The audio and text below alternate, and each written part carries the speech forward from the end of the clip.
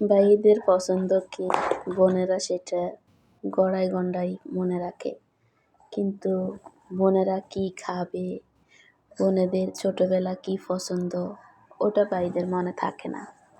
কিন্তু আমরা মনে হয় বোনেরাই এমন যে ভাইয়ে কোনটা পছন্দ করে কোনটা পছন্দ করে না খেতে, ওগুলাই আমরা বেশি মনে রাখি।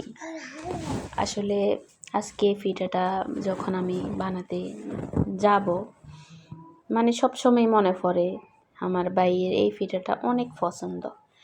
তো যখন বিয়ের আগে ভাইয়ে যখন বাড়িতে যাইতো ঢাকা থেকে, তখন আমি আগেই ভাইয়ের জন্য এই পিঠাটা বানিয়ে রাখতাম, মানে আমার বিয়ের আগে আর কি। তো আমার ভাইয়া গেলে আমার ভাইয়া খেত, আমার কাছে খুবই ভালো লাগতো, কারণ আমার ভাইয়া খুবই পছন্দ করে এই পিঠাটা।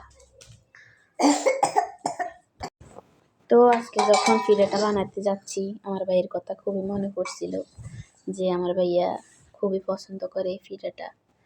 তো মানে আমার ছেলে তো মাদ্রাসা যায়, এর জন্য জি তো মানে রাখতেছি আর কি, যে ছেলে খায়, আবার আমার ছেলে আবার আমিও খাই, আমার খুব ভালো লাগে, তো এর জন্য বানাইছি আর কি।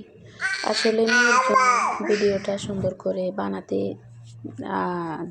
দেখাইতে পারি নাই, তো বানাবার পরে কোনো রকম করে ভিডিওটা করছিলাম।